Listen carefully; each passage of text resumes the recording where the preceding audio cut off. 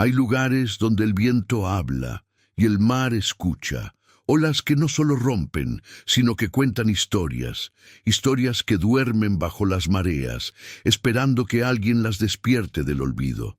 Es allí, entre la sal y el misterio, donde comienza la historia del imperio nacido del mar y olvidado por el mundo.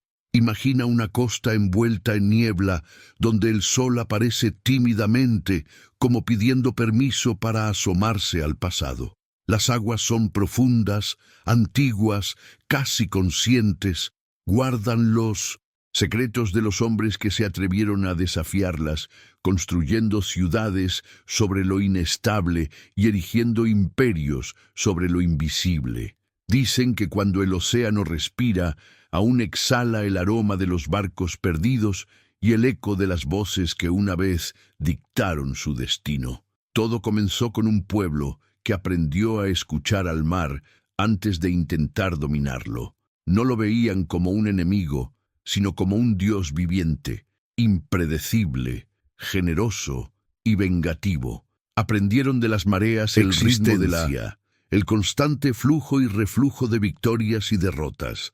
Sus barcos eran extensiones de sus almas, hechos no solo de madera sino de coraje, y sus brújulas apuntaban no solo al norte, sino hacia lo desconocido.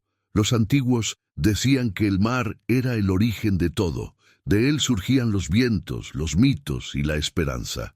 Cada expedición era una plegaria, cada vela desplegada, un acto de fe. Aquellos navegantes no solo buscaban tierra, buscaban un significado. Querían comprender qué más allá de la línea azul donde el cielo besa el agua, y así se convirtieron en algo excepcional.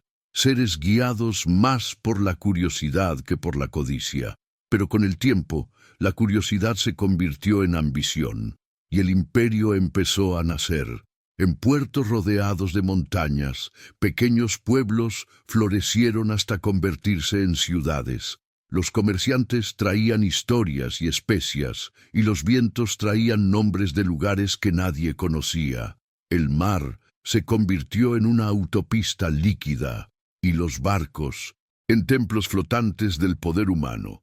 Con cada nueva ruta descubierta, crecía la fe en la propia grandeza. Los dioses del mar, antaño venerados, fueron olvidados. En lugar de ofrendas, se levantaron monedas, en lugar de oraciones, contratos. Y el océano, silencioso y paciente, observaba. Sabía que nada nacido sin humildad perdura por mucho tiempo. Existen registros, o fragmentos de ellos, que hablan de ciudades enteras construidas al borde del mar, con columnas y torres de marfil que reflejaban la luz del atardecer como espejos de oro líquido. Dicen que en estas ciudades el sonido del viento parecía música y que el mar era tan claro que se podían ver peces danzando bajo los barcos. Pero también dicen que, por la noche, los marineros oían un sonido diferente proveniente de las profundidades, una llamada, como si el océano reclamara lo que una vez les ofreció. Siglos después, los arqueólogos encontrarían fragmentos de cerámica, ánforas agrietadas y monedas corroídas por la sal. Ningún mapa mostraba ese imperio, y sin embargo existió, por un tiempo, con toda la gloria de un sueño que el mundo olvidó contar. Porque los grandes imperios no mueren con ejércitos, sino con el olvido. Y el tiempo es el más silencioso de los invasores. La cámara se aleja del mar. Las olas continúan indiferentes. Saben lo que la humanidad aún intenta comprender, que todo lo que el mar da, algún día lo recuperará. El imperio nacido de las aguas creía haber dominado lo incontrolable, pero, como toda historia de gloria, la semilla de su caída ya se estaba sembrando, y el narrador, con voz profunda, termina con una reflexión. El mar es el espejo del alma humana, hermoso pero impredecible. Quienes lo desafían, olvidándose de respetarlo, terminan sumiéndose en sus profundidades. El sonido del viento se mezcla con el de las gaviotas.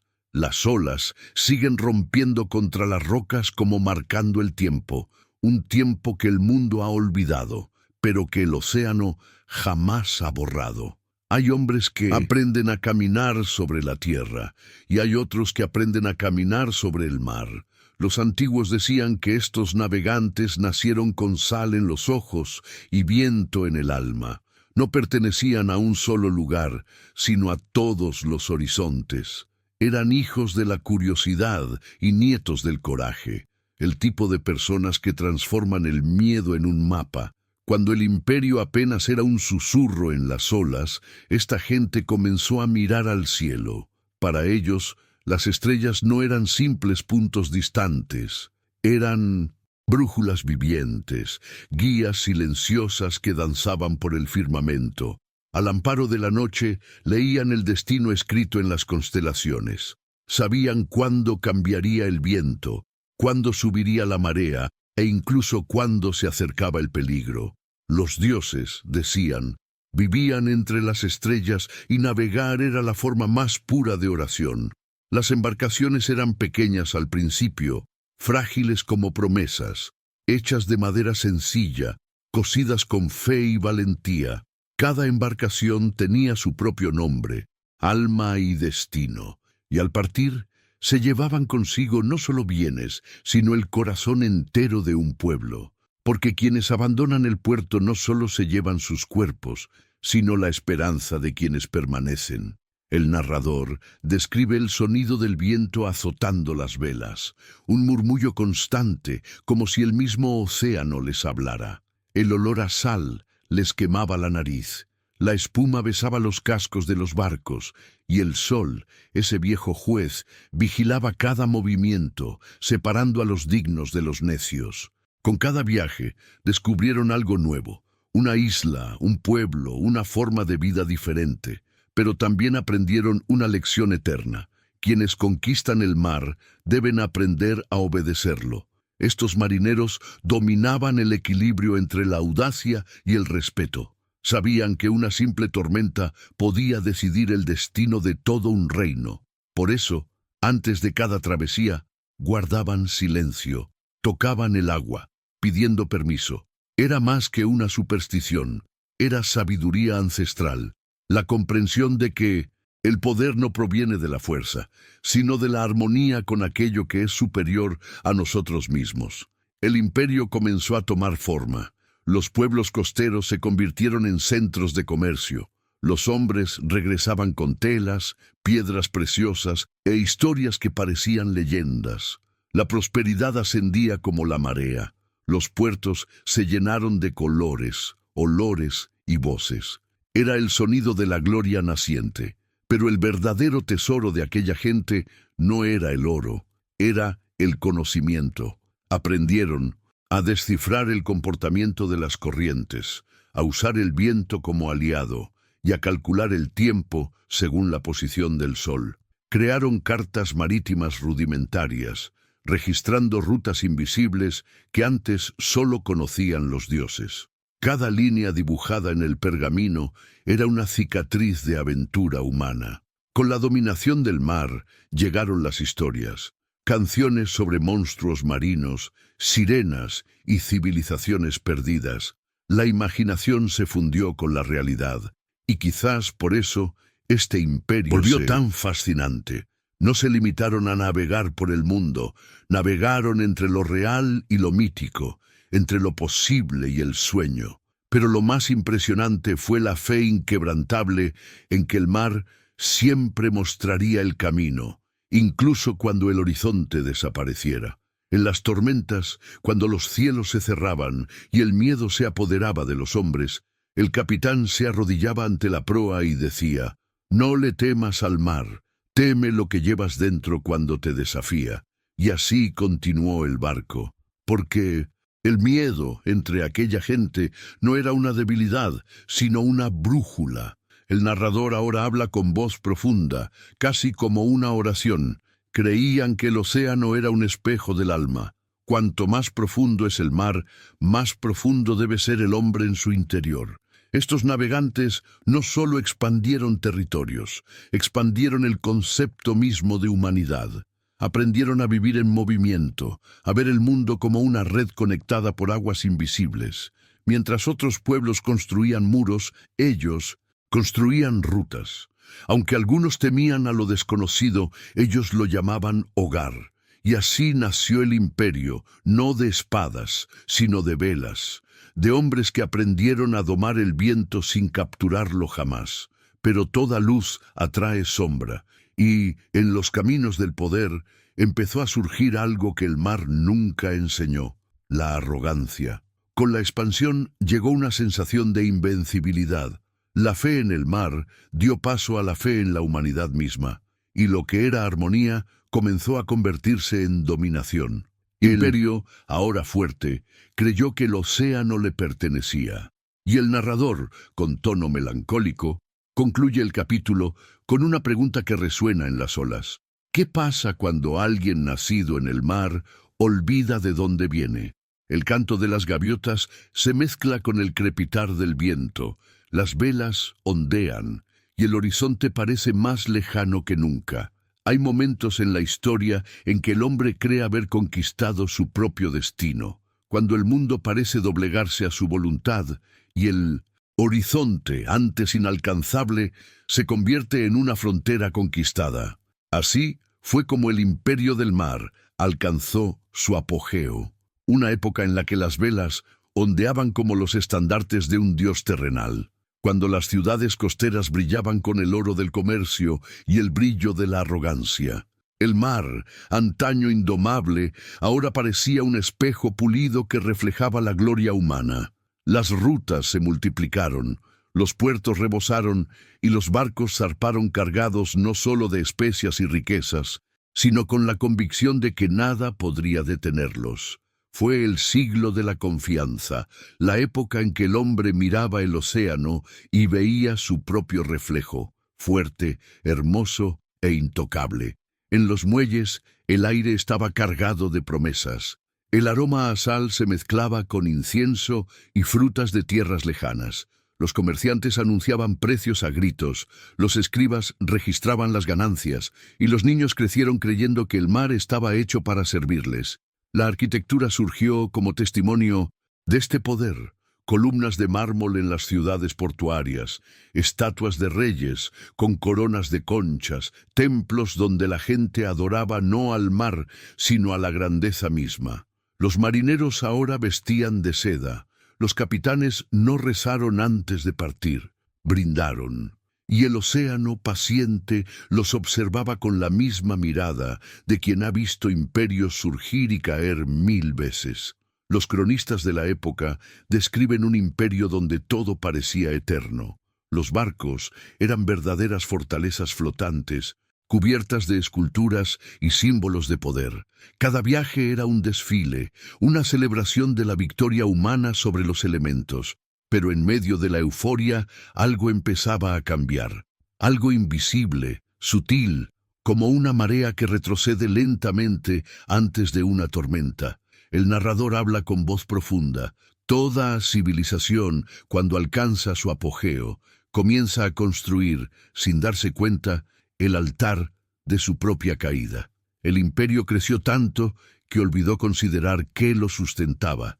Los antiguos navegantes, aquellos que escuchaban al viento y respetaban las olas, fueron reemplazados por gobernantes que veían el mar solo como una vía de lucro. La fe dio paso al cálculo, respeto a la avaricia, y el mar, que una vez fue sagrado, se convirtió simplemente en un medio de transporte. La arrogancia se filtraba en las decisiones como un dulce veneno. Las ciudades comenzaron a competir entre sí, y el oro, antaño símbolo de prosperidad, empezó a alimentar la discordia.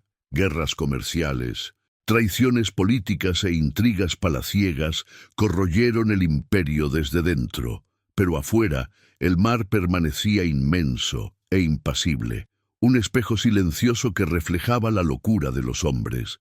En una escena imaginaria, el documental muestra un consejo real reunido.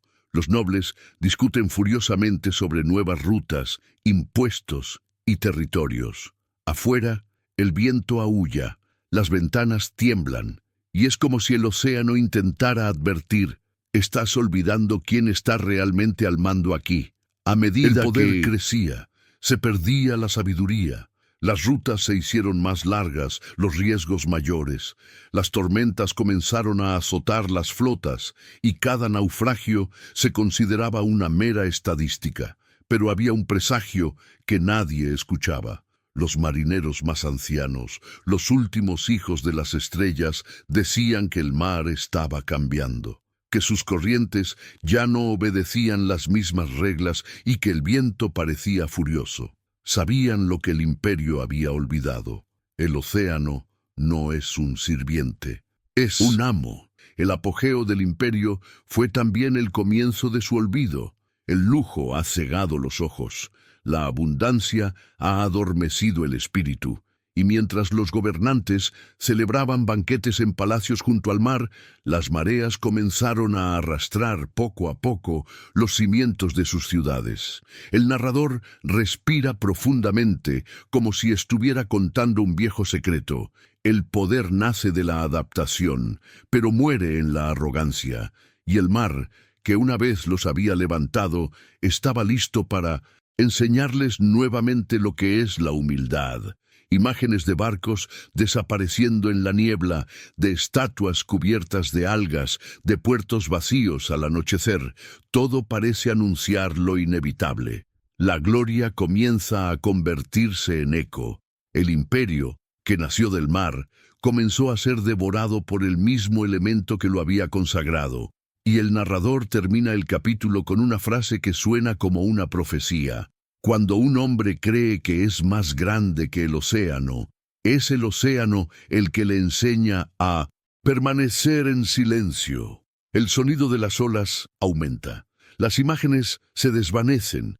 La pantalla se oscurece con el reflejo dorado de un sol que se hunde lentamente en el horizonte. En el próximo capítulo veremos el naufragio invisible. No el que hundió barcos, sino el que destruyó almas, la caída de un imperio que olvidó su origen. Regístrate y continúa este viaje por las ruinas del mar. Hay cataratas que no hacen ruido, ni truenos, ni estruendos, ni alboroto. Son caídas que comienzan en los ojos de los hombres, en pequeñas decisiones, en vanidades que crecen como el óxido en el oro. Así fue como el imperio del mar comenzó a hundirse, no en tormentas, sino en silencio. El mismo océano que una vez lo había alzado, ahora lo observaba con frialdad. El mar no se venga, solo devuelve. Y lo que trajo de vuelta fue el olvido. Las grandes ciudades portuarias, antaño vibrantes como corazones que latían en las costas del mundo, comenzaron a marchitarse. El comercio, que antes fluía como la sangre por las arterias del imperio, escaseó. Las rutas, antaño trazadas con precisión, se perdieron en la niebla y las corrientes traicioneras. Lo que antes era expansión se ha convertido en agotamiento, y lo que una vez fue gloria se convirtió en una carga. Las tormentas comenzaron a llegar sin previo aviso. Olas gigantes se tragaron barcos enteros, como si el océano se llevara cada moneda, cada altar erigido en nombre de la arrogancia humana. Los marineros, los pocos que aún recordaban las antiguas plegarias al mar, decían que el océano había despertado, que su furia era el precio por haber olvidado a los dioses de las aguas. Pero la verdad era más simple y más triste. El imperio se había vuelto demasiado pesado para flotar. Los gobernantes cambiaron la sabiduría por la vanidad. Los puertos, antaño llenos de voces y canciones, ahora resonaban con el sonido hueco de cadenas oxidadas. Las velas, antes blancas como las alas de una gaviota, ahora estaban rotas, sucias y colgando sin viento. Y los hombres, cegados por el recuerdo de lo que eran, no se dieron cuenta de que el fin ya no estaba delante, sino dentro de ellos. El narrador habla con una voz profunda y prolongada, como si estuviera contando un secreto olvidado. Ningún imperio muere de golpe. Primero se pudren desde dentro, y cuando se desmoronan, el mundo solo se da cuenta de lo que ya estaba muerto hace mucho tiempo. El mar empezó a tragarse lentamente las ciudades. Un muelle destruido por aquí, un muro cediendo por allá. Las aguas subieron lentamente, como un enemigo paciente. Las ruinas comenzaron a formarse incluso antes de que los hombres huyeran de ellas. Y, uno a uno, los puertos fueron quedando en silencio. En las noches sin luna, los pescadores juraban que veían luces bajo la superficie, antorchas, templos, sombras de barcos navegando en el fondo del mar. El imperio estaba siendo devorado, pero no olvidado por completo. Fue como si el océano lo mantuviera vivo el tiempo suficiente para servir de advertencia a quienes vendrían después. Hubo intentos de salvación. Los reyes convocaron a consejeros, sacerdotes, matemáticos, alquimistas, todos buscando una explicación.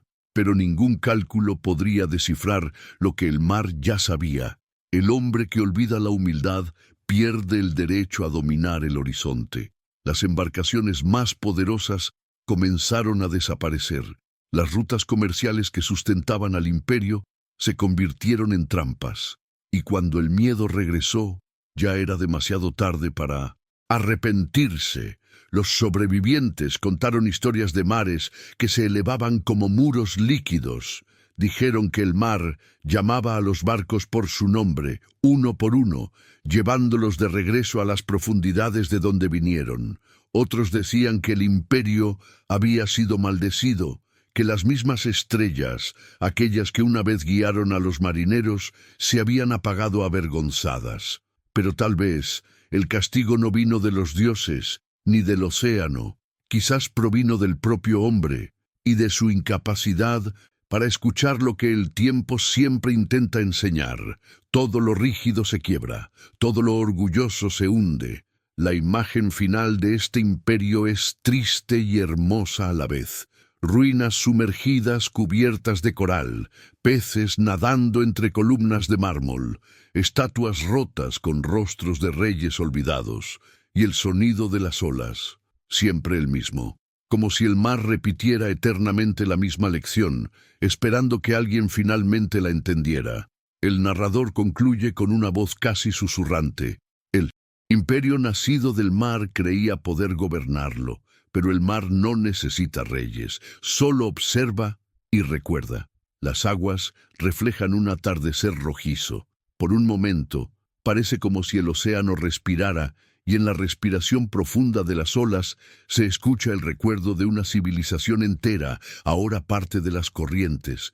Dicen que el tiempo todo lo borra, pero hay cosas que el tiempo no borra, solo las convierte en un murmullo, y ese murmullo es el sonido del mar, repitiendo eternamente las historias de aquellos que se atrevieron a soñar demasiado en grande. El imperio que nació del mar desapareció sin dejar testigos vivos, pero dejó atrás algo mucho más poderoso, un espejo. Porque cada civilización que surge, cada nación que crece, cada persona que se cree intocable, de alguna manera repite el mismo destino. El ciclo es siempre el mismo: descubrimiento, ascenso, arrogancia, caída. Y al fondo, el mar simplemente observa. Él sabe que todo lo que se levanta por orgullo se hunde bajo el peso de su propia sombra. Hoy, cuando miramos el mundo moderno, no vemos puertos ni velas, sino la misma prisa, el mismo deseo de dominar, de conquistar, de inmortalizar el propio nombre. La diferencia es que ahora el océano es diferente, vive dentro de nosotros. Está en nuestras emociones, en nuestros deseos, en las corrientes invisibles que nos mueven y nos destruyen. Y cuando los seres humanos pierden su capacidad de adaptación, cuando intentan imponer el control sobre todo, el mar interior se revela, y luego nos hundimos hacia adentro. El narrador, con voz lenta y profunda, habla como si recordara un sueño. El imperio del mar no fue solo una civilización, fue una advertencia, un recordatorio de que el poder es como la marea, sube con la luz de la luna, pero siempre retrocede antes del amanecer. Cada ruina sumergida, cada estatua cubierta de algas, cada jarrón roto en el fondo del océano es una metáfora del hombre mismo, bella, pero frágil, grandiosa, pero olvidada, y quizá Eso sea lo más humano de todo. Nuestra capacidad de construir el infinito con nuestras manos y aún así dejar que se nos escape entre los dedos. Las corrientes marinas continúan bailando sobre los restos del imperio, y allí, entre las sombras coloridas del fondo, la naturaleza cumple su promesa: transformar lo que era orgullo en silencio y lo que era ruina en hogar para nuevas formas de vida. Nada muere realmente. Todo simplemente cambia de forma. El narrador respira profundamente y concluye: el mar no se llevó el imperio, lo transformó, porque incluso lo que se pierde permanece si alguien lo recuerda.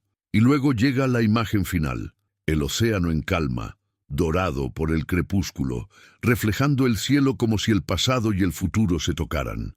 Un último rayo de sol corta las olas, iluminando por un momento el contorno sumergido de una ciudad antigua, antes de desaparecer de nuevo en las profundidades.